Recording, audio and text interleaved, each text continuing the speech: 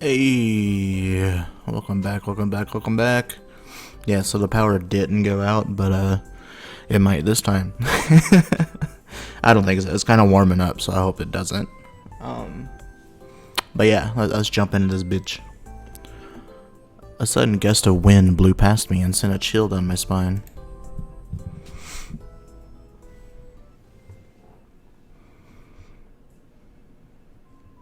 Hello?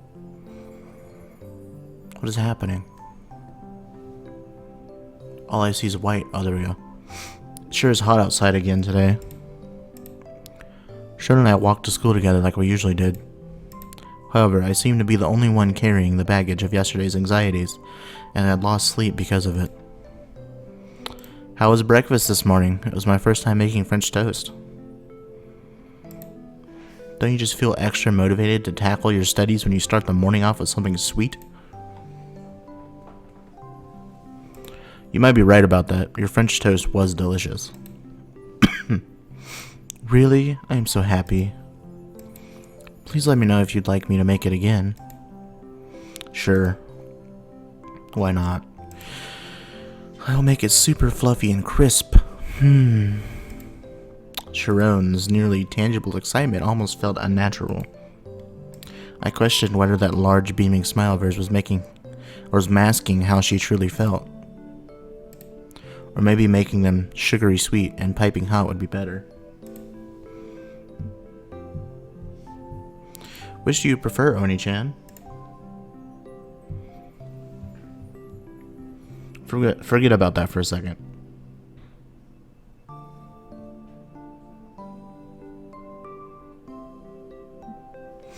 Sharon hadn't said a word about what she and Sara had discussed yesterday. I couldn't perceive the way she was acting right now as anything other than an attempt to either deceive or hide it from me. Please, just for today, leave it be. Please keep this a secret from Sara-chan, no matter what she asks of you. So something did happen.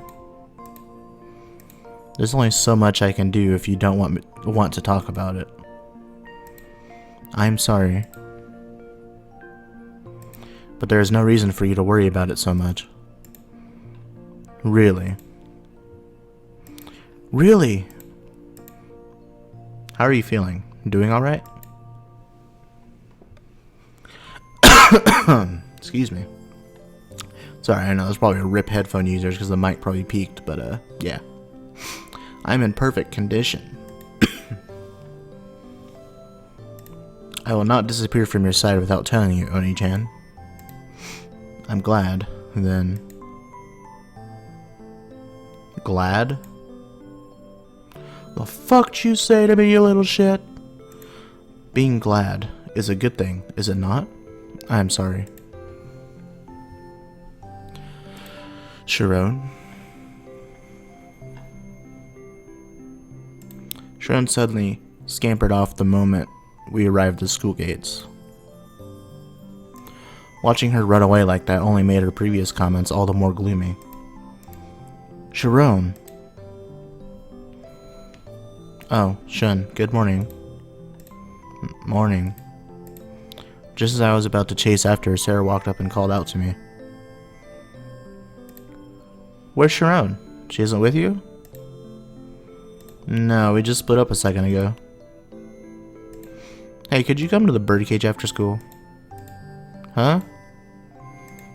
Sure. See you there then. Yeah, no problem. You're acting a bit evasive today. Is something wrong? She instantly saw through my vague response and called me out on it. I want to talk to you about Sharon. After class, okay?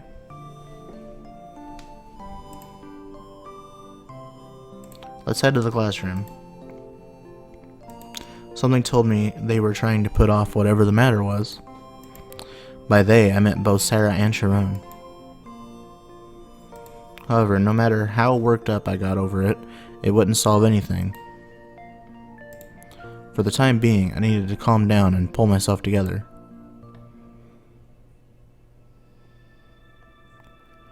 It was a long, torturous wait for school to end. I darted out of the classroom to meet Sara at the birdcage. The anxiety I felt refused to disappear, but this was an opportunity to talk to her about my future with Sharon. That realization only hardened my resolve, and I wanted to face it head on all the more. I wondered if you were going to skip class again today. So you noticed that yesterday. I often leave early for work, so I'm in no position to complain. The one stroke of luck is that you didn't run into Bristol, son. A racetrack? For those of you that don't watch NASCAR, probably don't understand that joke, so, yeah. You may be right. So there's something I wanted to ask you about today. The lab would have worked too, but I thought we might be able to talk more freely here instead. Sara's oddly gentle tone only served to agitate my already inflamed anxieties.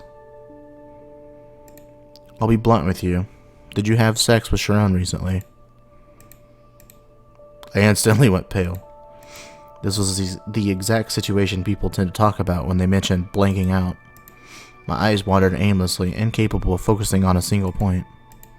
I clenched my fist and endured it as best I could, trying to keep my emotions in check. Can I assume the factor panicking is a yes?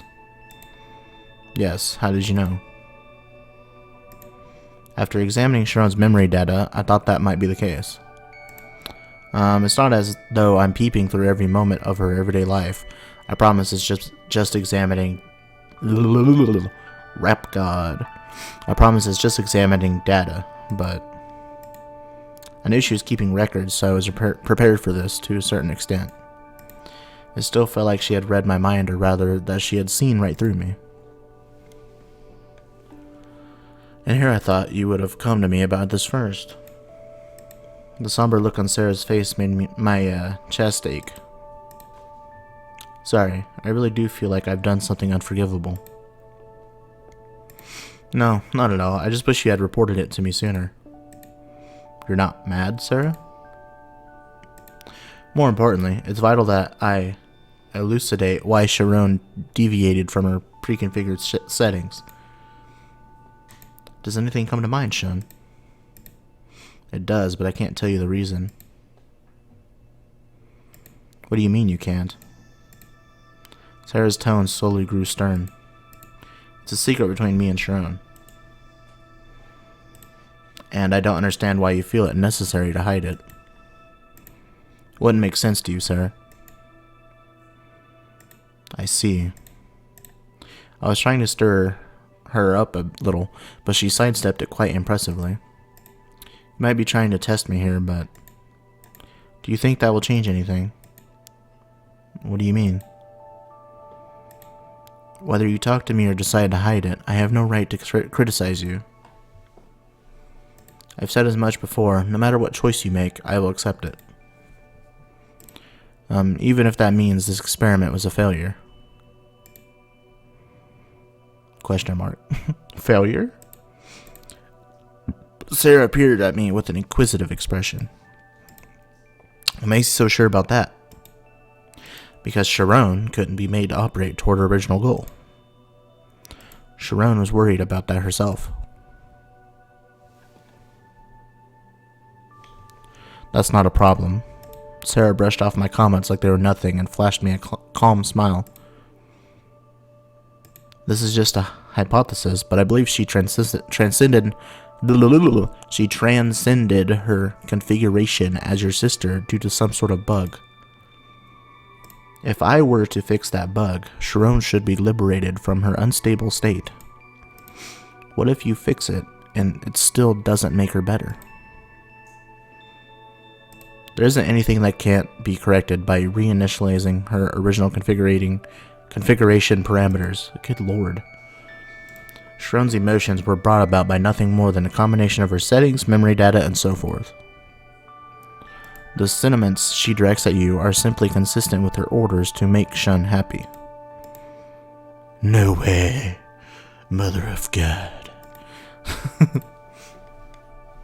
The fact that she had revealed her feelings first made it difficult for me to agree with what Sara was saying. In order to create an android as similar to a human being as possible, I researched the ego. If I were to describe it in layman's terms, I suppose you could say that I tried to give a robot equipped with artificial intelligence a heart. By giving Sharon a heart, she was brought to the utmost borderline of humanity, even if that meant she was still bound by the 3 laws. However, a newly born heart does come with a degree of chaos. As such, Sharon's heart is in disarray. Don't you think so? I couldn't argue that Sharon's recent behavior wasn't entirely normal. She is an android that was created to play the part of your sister, but is now out of order after trying to become your lover. You could say that her attempts at being romantic are what's causing her to malfunction. Were you able to understand what I just told you? I mean, maybe, no, not really. As usual, her smile felt oddly out of place in our current conversation. To me, that felt less like it was specific to Sara and more like it was a sort of madness that came with being a solitary researcher. So can you fix it? It's for Sharon's own good as well.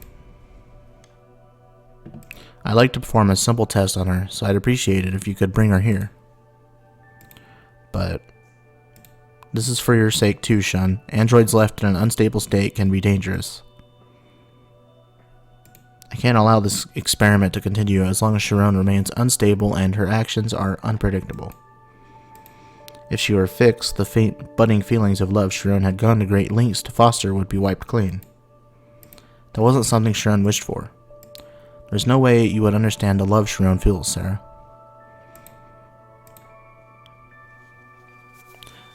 I'm kind of missing the punctuation, by the way, so if it's like if it's like an exclamation point and I'm over here like, there's no way you understand the way she feels, Sara. It's because I can't see the shit. Or I read too damn fast for it, I don't know. Something like that. Anyways, I'm sure that only bothers the nerds in the back. But anyways, going on about data and memories, there's more to the world than just what you can see with the naked eye. I'm not a voice actor by any means, my guy, so if you have issues, I don't really give a damn. Do you understand then, Shun? How I feel? You consider everything an experiment. You're wrong, Sara whispered sadly. However, it's fine if you go off that assumption. In fact, it might be more convenient for me if you believe that. What do you mean, dude? Nothing that you need to know. There's no reason for you to consider where my feelings lie. Sorry. I'm sorry, ma'am. Not at all. I decided it would be best to apologize after hearing how upset she sounded. I need some time to think. I'll bring Sharon here tomorrow. Got it. In that case, I'll begin making preparations.